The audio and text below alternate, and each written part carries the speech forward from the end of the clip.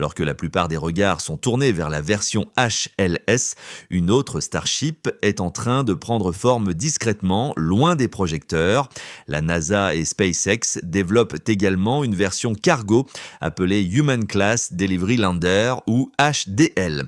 Ce n'est pas un simple projet secondaire. C'est un élément absolument crucial de la mission Artemis 7. Et ce n'est pas tout, le HDL est appelé à devenir l'épine dorsale des futures livraisons de fret vers la Lune en posant les bases de Moonbase Alpha avec une conception révolutionnaire, des systèmes de pointe et une capacité de charge massive. Le HDL pourrait bien être l'une des variantes de Starship les plus avancées jamais conçues.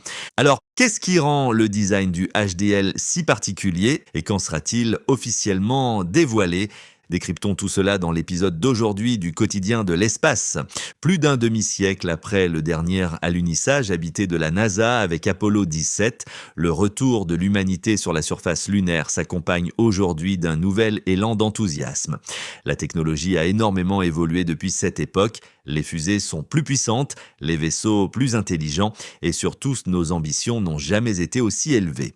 Une chose est claire, les États-Unis sont prêts à reprendre le leadership. Au cœur de ce retour se trouve un engin révolutionnaire, le Human Landing System ou HLS.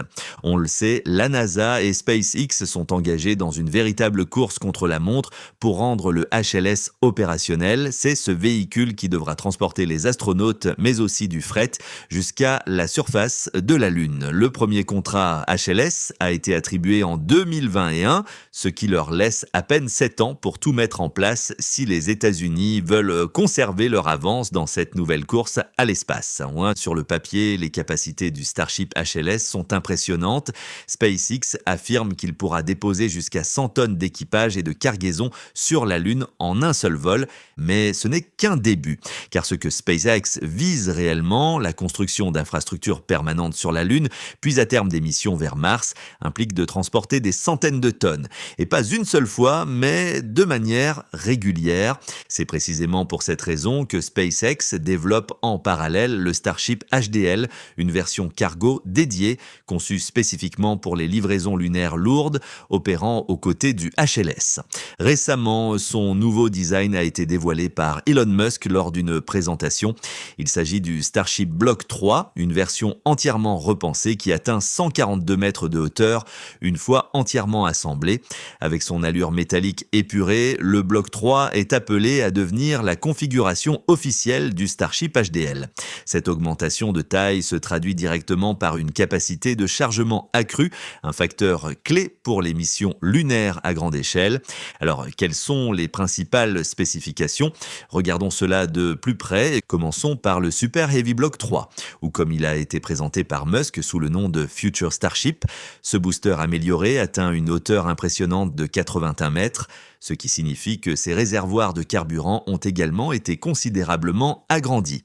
Les premières estimations suggèrent qu'il pourrait transporter environ 2847 tonnes d'oxygène liquide et 803 tonnes de méthane liquide, soit une augmentation de 25% de la capacité totale de Propergol par rapport au Block 2 actuel, comme le Booster 16, prévu pour le vol 10 le mois prochain.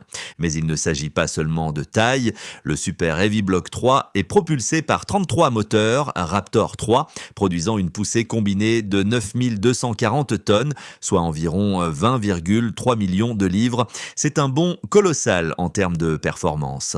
Au-delà des chiffres bruts, ce nouveau booster introduit également plusieurs améliorations technologiques clés.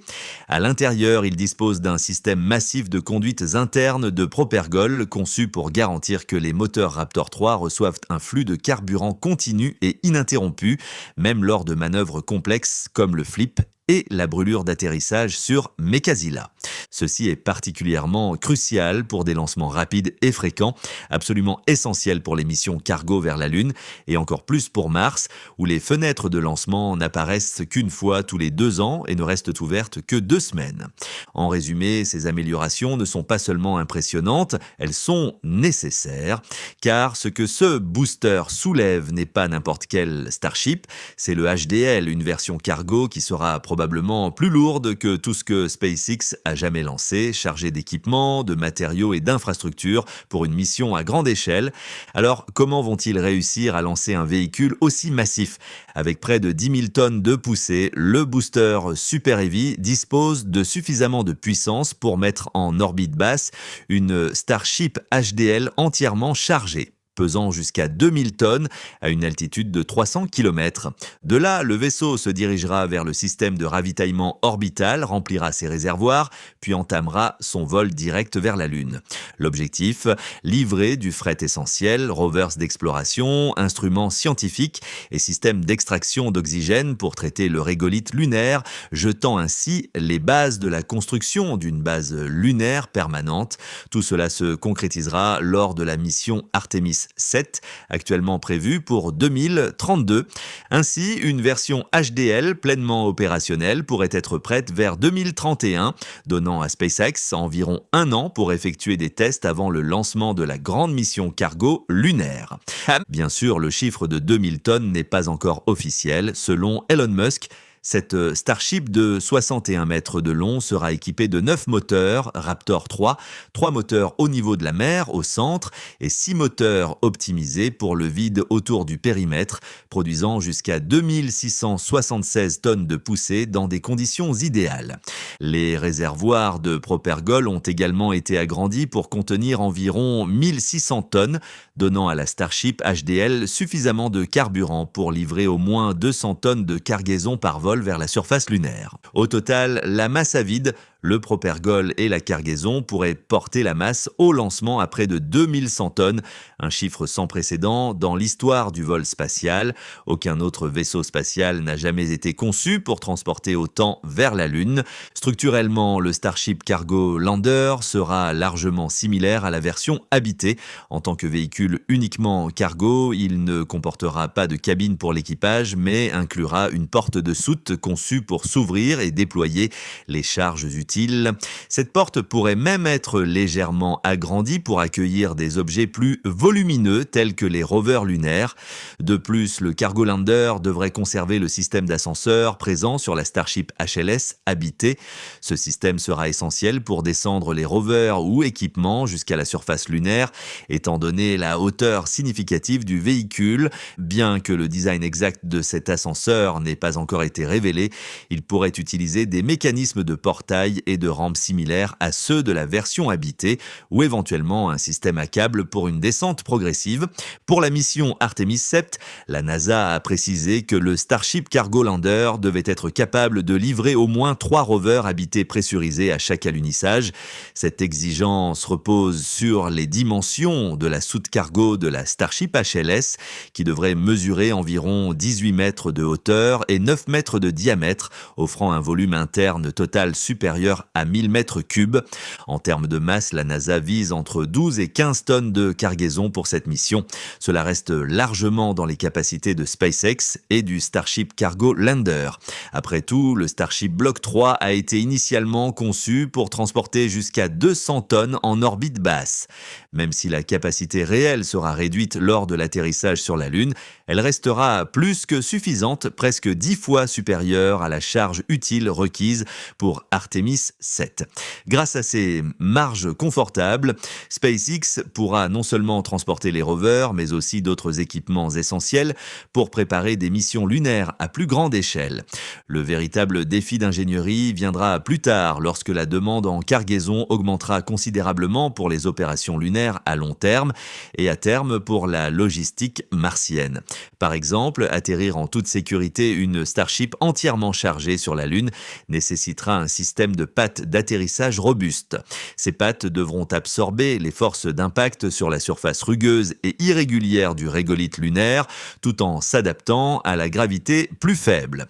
Elles devront également stabiliser le véhicule sur des pentes ou sur des poussières souples pour éviter tout basculement, un problème qui s'est déjà manifesté Prenons l'exemple de mars 2025. Le lander Athena, développé par Intuitive Machines et transportant le rover MAP de Lunar Outpost, a atterri près du pôle sud lunaire, mais s'est retrouvé incliné à cause d'une patte d'atterrissage endommagée.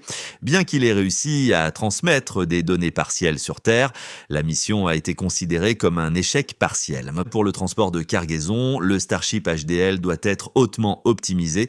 Comme il n'est pas conçu pour revenir sur Terre, il peut se passer du bouclier thermique, économisant ainsi 10 à 11 tonnes de masse. Il sera également équipé d'un ascenseur cargo capable de lever jusqu'à 10 tonnes d'équipement depuis une hauteur d'environ 20 mètres, ce qui n'est pas une tâche anodine. Un tel levage nécessiterait environ 23 à 32,4 kW d'énergie électrique par cycle, selon l'efficacité et la durée du système.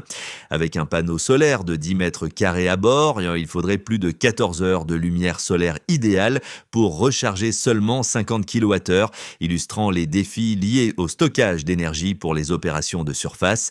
Il faut également prendre en compte la protection thermique et contre les radiations.